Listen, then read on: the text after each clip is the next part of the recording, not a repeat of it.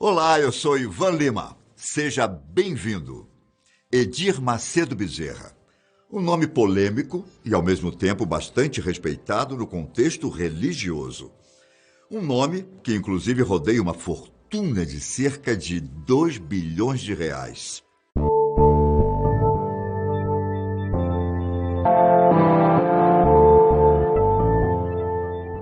Direto do município de Rio das Flores, no Rio de Janeiro, Edir veio ao mundo dia 18 de fevereiro de 1945, em uma família católica. Sua crença só mudou quando ele tinha 19 anos, e tudo por conta de sua irmã Elsie, que foi a primeira da família a se converter ao protestantismo. Basicamente, quando Edir era jovem, Elsie estava com alguns problemas de saúde relacionados à asma. E a mãe dos dois tentou várias alternativas para fazer com que a filha melhorasse, mas parecia que nada dava certo. De padres a centros espíritas, o que realmente teria dado resultado foi a pregação do bispo canadense Robert McAllister. Elsie escutou no rádio. A cura da irmã fez com que Edir repensasse sua crença e estudasse mais a Bíblia, em um momento em que ele passou a frequentar a Igreja Nova Vida, no centro do Rio de Janeiro. Até aquele momento, Edir já havia morado em algumas cidades no estado do Rio de Janeiro. Logo depois de nascer, o pai dele abriu um comércio de cooperativa e, passando um tempo, toda a família se mudou para Petrópolis. Mas a vida não era tão tranquila quanto parece. Com o objetivo de ajudar o pai em um bar, Edir largou os estudos aos 11 anos e assim ficou até os 15, quando a família se mudou para Simão Pereira e ele pôde voltar para o colégio. Finalmente, antes de completar 19, ele, os pais e os irmãos mudaram de vez para a cidade do Rio. Entre uma cidade e outra, vale lembrar que Edir sempre esteve trabalhando. Com 16 anos, ele já trabalhava em um escritório administrativo. 2 anos depois, em 1963, nosso protagonista começou a trabalhar como funcionário público em uma loteria do Rio, onde fez carreira durante 10 anos. Nesse meio tempo, ele estudou matemática em 2 universidades. Isso até trancar os estudos na última instituição e para estudar na Escola Nacional de Ciências Estatísticas. Mas Edir trabalhava. E conciliar as 2 rotinas estava ficando puxado. Foi então que ele acabou dando um tempo nos estudos. Na época em que Edir tinha 25 anos, além do trabalho na loteria, ele entrou para o IBGE e se tornou pesquisador do Censo Econômico de 1970. Tudo isso antes dele abandonar a carreira para voltar sua vida à pregação do Evangelho. Mas se engana quem pensa que ele só trabalhou e estudou. Na Igreja Nova Vida, Edir conheceu aquela que se tornaria sua esposa, Esther Eunice. Os dois se encontravam na instituição religiosa e um belo dia, Esther pediu para que Edir a ajudasse com matemática, já que ela estava estudando para o concurso público de um banco estadual. O relacionamento cresceu rapidamente e logo eles começaram a namorar. Depois noivaram e então se casaram em dezembro de 1971. O caminho de Edir no trabalho da pregação começou simples. Nas tardes de sábado, em um coreto na Praça Jardim do Meier. Ele não tinha nada mais do que um microfone, uma caixa de som, um teclado e a Bíblia. Não havia muito público no início. Apenas algumas pessoas interessadas em ouvir uma palavra um pouco diferente. Uma das características que mais chamava a atenção na pregação de Edir. E foi esse mesmo estilo de pregar que fez com que o público aumentasse cada vez mais ao ponto dos cultos não poderem mais ser realizados no coreto.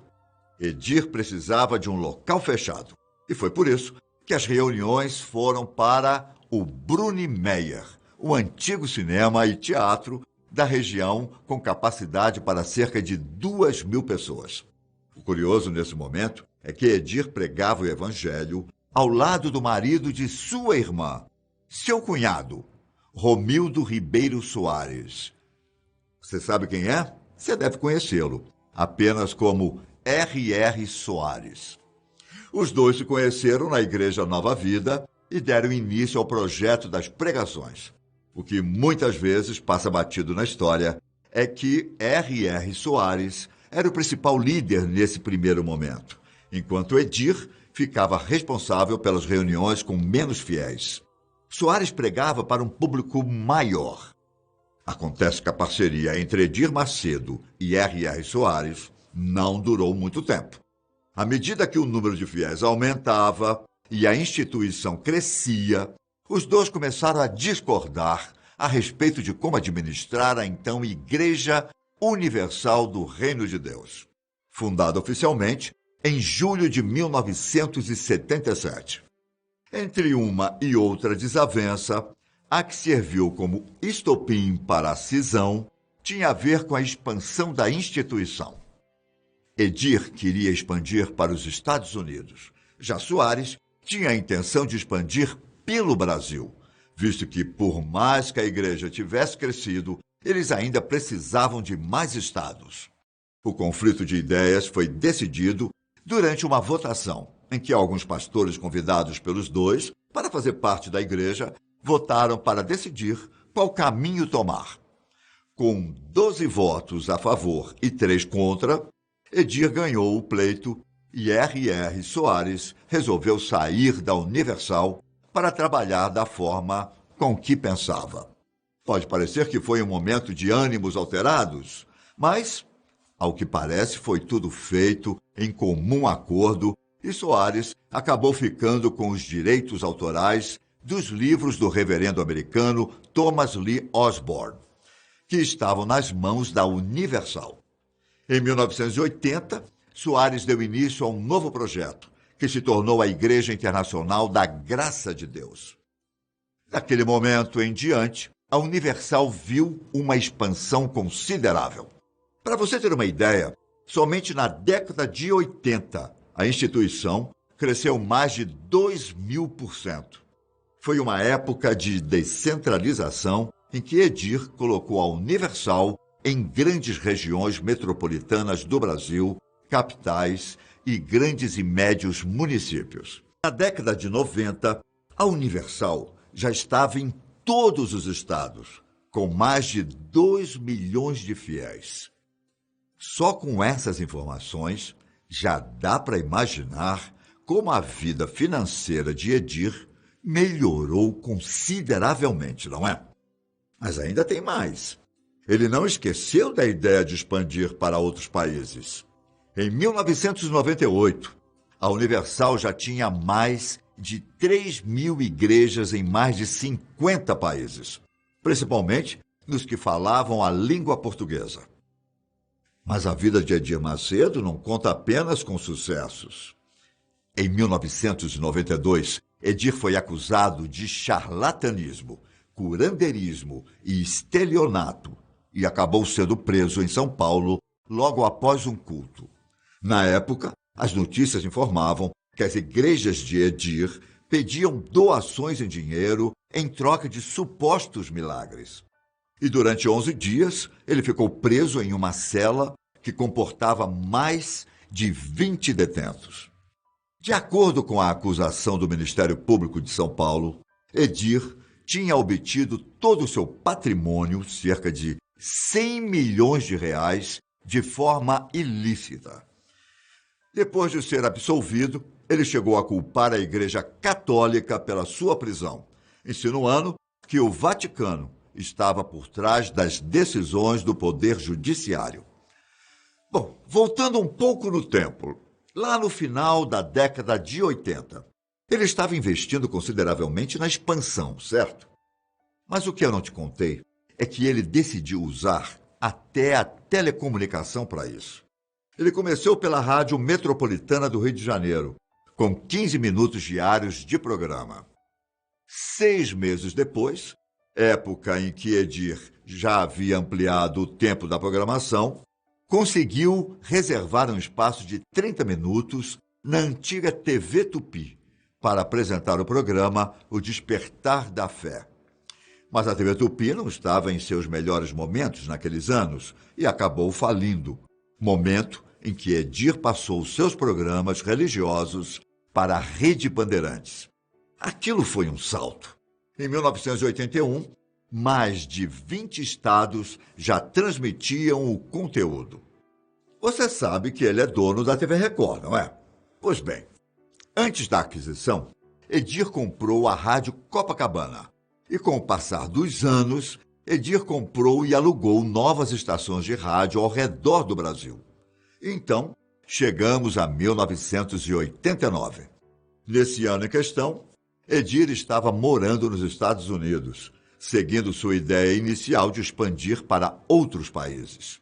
De certo modo, ele não só comandava a instituição, como também um conglomerado de mídia aqui no Brasil.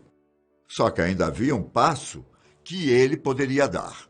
Ao saber do então advogado da Universal que a TV Record estava à venda, Edir começou a mexer os pauzinhos para tomar conta do empreendimento. Só havia um problema. A Record estava devendo cerca de 20 milhões e faturou apenas 2,5 milhões por ano. A emissora estava quase pedindo falência. Depois de alguns acordos entre a família Paulo Machado de Carvalho e Silvio Santos, que eram os proprietários da emissora na época, Edir finalizou a compra da Record e parcelou a dívida. Em determinado momento, ele conseguiu pagar 3 parcelas em um intervalo de 30 dias. E em 1992, toda a dívida estava quitada. Só de saber isso já dá para ter uma noção melhor da quantidade de dinheiro que Edir Macedo administrava. Ele chegou a gerenciar a emissora pessoalmente durante alguns meses. Só que conciliar o trabalho na igreja com a TV não era nada fácil. A administração foi para outra pessoa e quanto mais o tempo passava, mais forte se tornava a Record, tornando-se uma das líderes de audiência atualmente e faturando mais de 2 bilhões de reais em 2013. E nesse mesmo ano, a Forbes liberou uma reportagem apontando os bispos mais ricos do Brasil. E adivinha quem liderava o ranking? Edir Macedo, com uma riqueza estimada em 950 milhões de dólares. À frente de tantos negócios que também envolvem a publicação de livros, até que faz sentido essa quantia. A crítica principal vai para o fato de um líder religioso possuir todo esse dinheiro. Mas essa discussão eu deixo para vocês nos comentários. Fato é que, na época, Edir era até mesmo dono de um jato bimotor particular, avaliado em 90 milhões de reais. O que não se compara com o valor do Templo de Salomão, em São Paulo, que funciona como sede mundial da Universal. São 35 mil metros quadrados, aproximadamente 5 campos de futebol. Recebia milhares de fiéis todo mês antes da pandemia e custou a bagatela de 680 milhões de reais. E de acordo com a versão oficial, a obra foi construída apenas com doações dos membros da igreja. Bom, nossa história ainda tem mais polêmicas. Olha só, em 2009, Edir e mais 9 pessoas foram acusadas de formação de quadrilha e lavagem de dinheiro. O processo inteiro acabou sendo anulado em 2010, mas em 2011, a Justiça Federal aceitou parte das denúncias. Só que todo o processo acabou se prolongando por 8 anos. E no final das contas, foi prescrito, sem nenhuma sentença determinada. Já em 2017, Edir se viu envolvido em acusações de tráfico de crianças em Portugal. De acordo com várias reportagens de um canal português, o líder religioso, a Universal e sua família estavam envolvidos em um esquema que tirou diversas crianças dos pais biológicos e as entregou para membros da igreja, dizendo as reportagens que até mesmo os netos de Edir Macedo vieram para o Brasil como parte do esquema. A instituição negou as acusações, como você deve imaginar, e disse que todas as adoções foram feitas de maneira legal. Olha, a verdade é que a história de Edir Macedo é bem longa e cheia de detalhes, mas acho que vocês conseguiram entender como de fato ele ficou rico. Se você lembrou de algum detalhe que não foi mencionado aqui, deixe nos comentários e aproveite para sugerir nossa próxima história. Um forte abraço e até mais. Tchau!